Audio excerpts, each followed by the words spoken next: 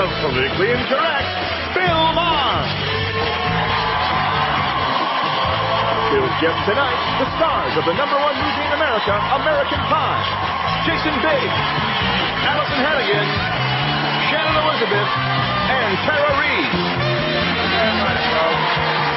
Well, thank you very much. I know why you're happy tonight. Bursting with pride for the soccer team. Right.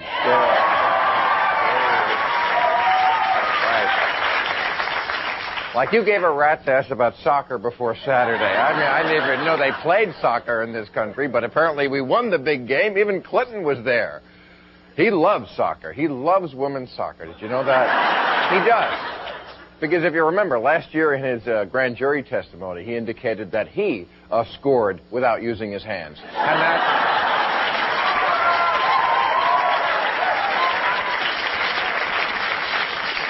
Yes, we won the World Cup, whatever that is. Comes along 4 years. I thought it was every year. It's only every 4 years. That's a big thing. We won that. We beat the Chinese, too. And then, this is bad, after the game, accidentally bombed their locker room. Which...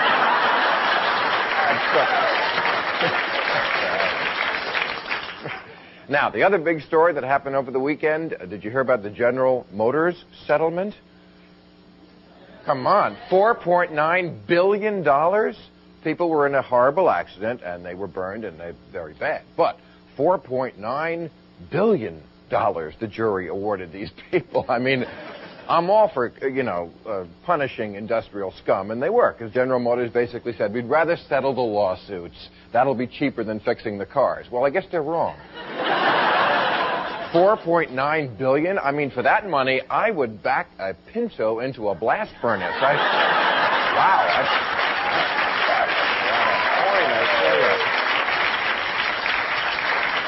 Now, and today, the other people who are actually angry, the NAACP, the National Advancement for the, what is it? The Association for the Advancement of Colored People. They got to change that name.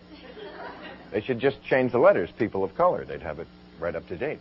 But anyway, they're angry that there are no black people, they say, on television, on network television series, no black people. Not only that, not only are not only blacks on TV, but they say Ally McBeal has no ass. And you know, that they are. And so the networks are all trying to come aboard and change this. CBS today changed their slogan to "Welcome Homie." Okay. Let's meet our panel. My guests tonight are the charming and talented stars of the #1 movie in America, American Pie. First off, she played Bunny Lebowski in The Big Lebowski in American Pie. She is Vicky, America's sweetheart. Tara Reid. Tara. Wow. What's that? Hey, you. How are you? How you doing? Good. She plays Nadia in the movie, and her next movies are Seamless and Dish Dogs, whatever that means. Shannon Elizabeth. Shannon, hey. Hi, how are you, young lady? Nice to meet you. Thank you for coming. She is one of the stars of Buffy the Vampire Slayer and American Pie. She plays Michelle. Alyson Hannigan. Alyson, there you are. Hey, you. Hi. Nice to meet you. Sit right there. And he made his Broadway debut at the age of 13, and now he's romantically linked with a dessert.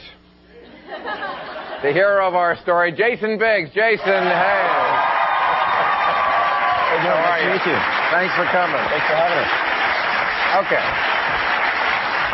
Well, I guess by the reaction, some of you have seen this movie, American Pie. Okay. Well, and you found the pie we left for you in the green room. Because that's why I was a little late.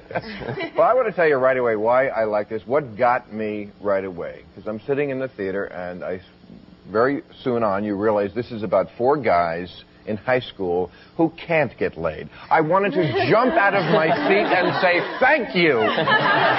I have seen so many teen movies in the last few years where it seems like sex is the easiest thing to come by in high school, and that is certainly not my memory of high school, and it depicts it realistically where the women rule. Because the younger you go in the dating cycle, the more the women hold the cards, which is why I haven't gotten married yet. But don't you think that's true in high school? The women rule the roost? It's all about whenever a girl wants to give it up, she'll give it to a guy. Yeah, the guy can want it as much as he wants, but it's not until the girl says yes that he's going to get anything. Right. So. Yeah, I hate to That's admit it. just high school. It goes into like. I think it kind of goes like that in everything. Oh, no. No. Unless, of course, you have a hit TV show. No. I just mean when you get into your 30s, you will, start saying things like, I need to get laid. Well, which, that... Yeah. That doesn't happen in... No, but I think it happens at 30. But that's what 18-year-old boys are for, right? Yeah. But, I mean, no matter how much a woman wants that, I don't think any woman's ever going to have a problem finding a guy that is willing to be with her. That is true.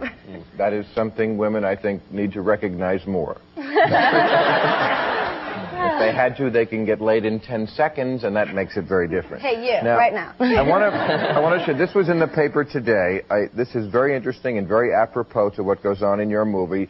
Down in Virginia, I say down like we're north, there is a Williamsburg middle school where there is a crisis. They called a meeting of parents because the parents had got the call from the principal, and they said, what is it, drugs? No. Is it eating disorders? No. Oral sex is a fad now. I think guys will probably think that's definitely a pretty good fad. I mean, I wept for about an hour because... Well, it's better than bell-bottoms. At least you're getting some kind of pleasure out of it.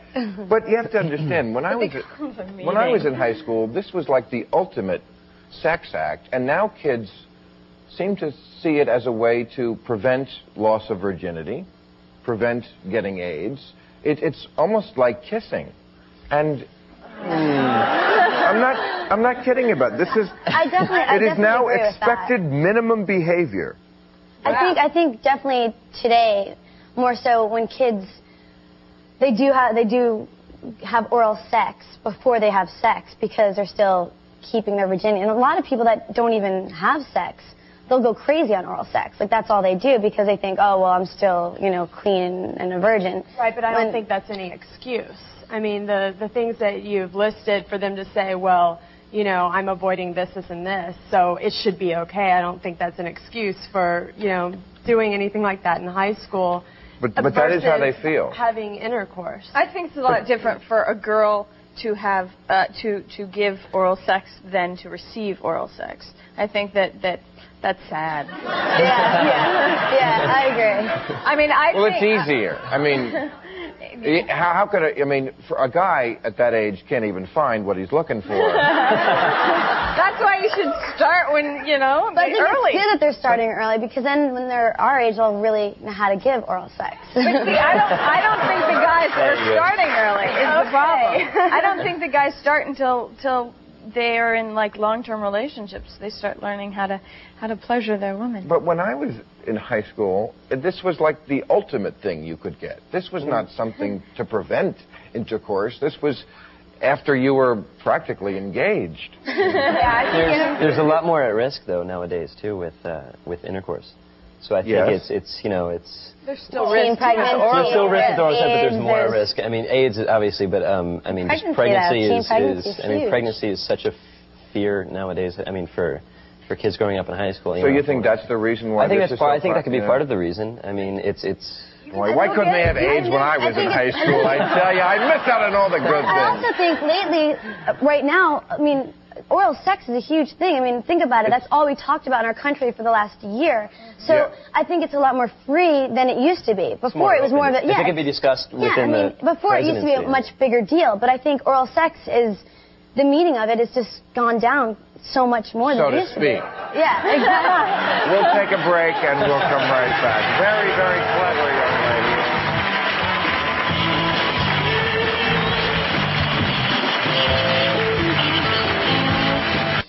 Oh, baby. Yes.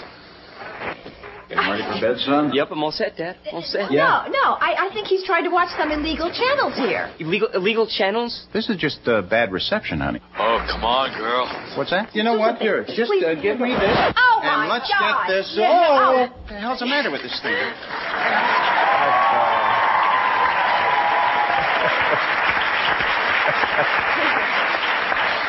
Oh, God.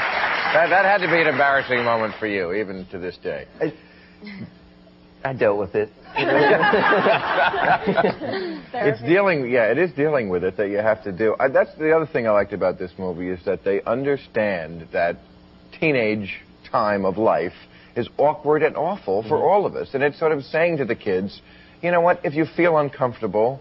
You're not alone. Yeah. You're normal. That is normal. Don't pick up a gun. Pick up what he picked up. I think it also says... But I think one of the things this movie also says, it's not just the kids it says that to. I think it's the parents as well. Yeah. I mean, in the movie, his dad clearly does not understand his son. I love that dad character, but he tries. He tries, exactly. You know, my father did the same thing. He tried badly. So at least he tried. Yes. He said masturbation is a perfectly normal thing for a boy your age, but not at dinner. You know, that was... he made that clear. This movie is like looking into other teenagers' medicine cabinets. Yeah. You know, it's really like, oh, God, I'm not alone. Thank you. You're not alone. I did that. And virginity, which is such a big focus of this, it's sort of the MacGuffin in this movie, I think that's also realistic, that everybody... at least the girls, I should say, want to keep it up until that last day of high school. And then it's like a piece of snot on your finger. You want to get rid of it. You don't want to go to college a virgin, right? Isn't there a paradox there? I think that's really, I think my character in particular, that, I mean, she's very, very truthful on that it's really important to her. And she does want to have it. It's not like she wants to stay this virgin, but it's really important to her that it's perfect. And she wants to plan it out. And she really... wants it to be dreamlike. I mean, she wants the guy to say, I love you to her. That's really important to her. And I think, you know, I remember even when I first had sex, that was a big deal for me. Like, I wanted to be in love with the guy. I wanted him to be in love with me, and I wanted it to be perfect. And then once you had it, you realize, oh, God, it's not perfect. It's right. The first time is probably never going to be perfect. Never going to be perfect. Never. No. But I think for girls, it's not really a timeline. It's more of the emotional attachment. At least it was in my situation, where, I wanted to be emotionally But it is kind of like getting your driver's license. You just have to go through it. You got to go through it. It's true. Once you do it, it's so much better. Right. The first one's horrible. It gets better and better the more you do it. Yeah, and after a couple accidents, you're all right. But it's not as important to girls to do it at an early age as it is to the guys, because guys are like, oh, my friends are making fun of me. Girls do it at an early age. But they don't want to leave high school a virgin. I don't know. I don't think a guy in high school has more pressure to lose his virginity than a girl. It's actually looked down upon if a girl loses her virginity at too early of an age. Right. You're a slut. I don't think necessarily it's so much at the early age, but if you're starting to fool around with someone, right, and you're a girl in high school, and you have a boyfriend, and you're fooling around, and you're getting yourself extremely horny, what is there left to do? So I think that's where sex comes in. It's not so much about the age. It has to do where you are in that particular relationship, or at what point you are in the heat of the moment. And I think that's when sometimes it comes too. Could you talk slower? All right, we'll take a commercial and towel off, and we'll be right back.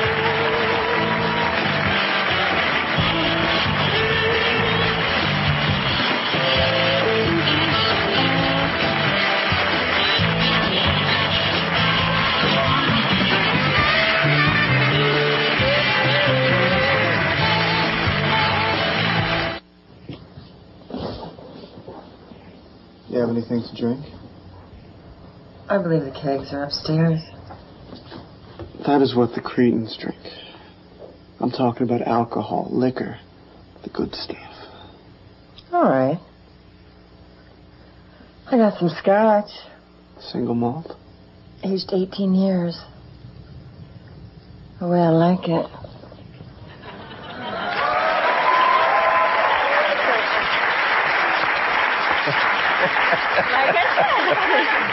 We are here with the cast of American Pie. That's another clip from the movie. And obviously that's the mother of one of the kids in the movie. And it's the Mrs. Robinson syndrome. We all laugh at that when the 38-year-old woman wants to bag the 18-year-old guy. If you did it in the reverse, you would be picketed. If there was a 38-year-old man who was, macking on some high school girl, now that's a double standard. My question is that okay? You have to take into account that he did make the first move on her, and I don't think women are given enough credit to know what they're doing and to take responsibility for their actions. We live in a society that's still really run by men, and they think, you know, if an older man is making the first move on a younger woman, they're taking advantage of her. They don't give her credit for her maybe knowing what she's doing as well and maybe being just as responsible as the man. Monica Lewinsky, a perfect example of someone who really made the first move, and I mean move. Yeah. I mean, right? So is that appropriate? Is that okay? Why not? I mean, yeah. I mean, if first of all, you're supposed to assume that an 18-year-old is mature enough to make his or her own decisions, if both parties. Which is silly. Which is no, I don't think so. I don't think so. I mean, at 18, I consider myself mature enough to make a decision as to whether or not I would be with an older woman. I'm not saying I was, but I'm saying I would consider myself. Yes. You know, I felt that I could. Now, if I considered myself an astronaut when I was 18. I was a. No, but no, I mean, I think it's okay if it's an older guy and the younger woman. I mean, yeah, it's like we look at the guy like, oh, he's a dirty old man. You always go back to the situation where you have it like a Lolita, you know, and that was like, the movie wouldn't even sell, you know. They would not even release it. They wouldn't even release it, exactly. So taboo. And when you see this, you know, it's hilarious, you know, so. But you're also talking an 18-year-old boy versus a 12-year-old girl. I think when you cut that it's 18. You know, versus if it was a 12-year-old boy, it would, you know, that's getting a little sick, you know. But in nature, people sexually are not matched by their exact ages. Women reach their peak at about the age that woman is, and a guy reaches his peak at about that is actually the appropriate coupling. Absolutely. But also, I agree with that. This is true. And I think it's also a young guy's fantasy to sleep with someone's mom. I mean, I think that always, and I think a girl has the same kind of fantasy to sleep with the older man. I mean, thank God. There's always, you know, that's always going to be there. And I think the reason why we say it's wrong is because we've almost been programmed to think it's wrong. And when you really think about it, realistically, is it really wrong? If you really look at it, it really might not be wrong, but we have been so programmed to think it's wrong. It's wrong that we just assume it's wrong. It's a hallmark of political correctness. But a mismatch of ages is somehow a perversion. We know that's not true, right? Exactly. Bottom line, that situation. But that situation is purely physical. And I think that if you look at a 12-year-old girl or a younger girl, an older man, you realize that the girl is more emotionally involved, and they assume the guy isn't, and he's just trying to, you know.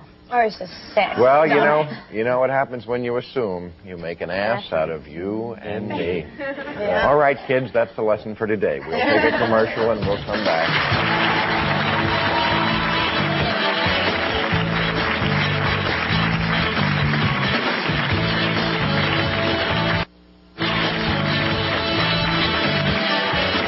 Planning to be in the Los Angeles area and would like free tickets to Politically Incorrect, call 323-575-4321. Okay, appropriate to the cast of American Pie, who we are here with, a new phenomenon this year with graduation, which took place last month. Get this, they are digitally re-enhancing yearbook photos now. There was a kid who got, they reported many examples, but a kid shaved his head right before the yearbook photo was taken. Well, they put hair on him in the picture. They can take away your braces. That's awful. That's so ridiculous. That's awful? Because yearbook's sole purpose is to look back 20 years from then and see what an idiot you were. Speaking of which, I have show my yearbook picture, and we'll show you something that is not.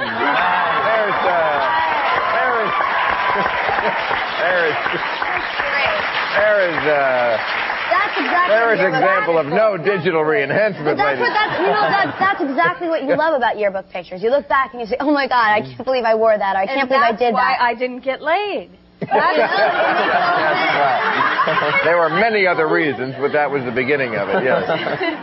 But the worst part is if they're digitally enhancing it and it's not with the kid's consent. I mean, if parents, they don't like that their kid's a skinhead and throwing hair on them, that's absolutely awful. That's saying I don't accept you. It's one thing to disagree with your kid's style or how they dress, whatever. It's one thing to disagree with it, and you talk to them about it, but it's another thing to actually take that next step and say, all right, you want to be a skinny? Well, I'm going to put hair in your, head for your know. photo. Hair on your head, right. Makes no It's just sense. another way of darting around the issues. It's like, oh, I'll blame the photo. You have a big enough complex as it is in high school, with peer pressure and everything else going on. And a lot of kids feel like they need to make their own statement and be their own person. And for their own parents to be taking that away from them and telling them there's something wrong with you, I'm going to fix it for you.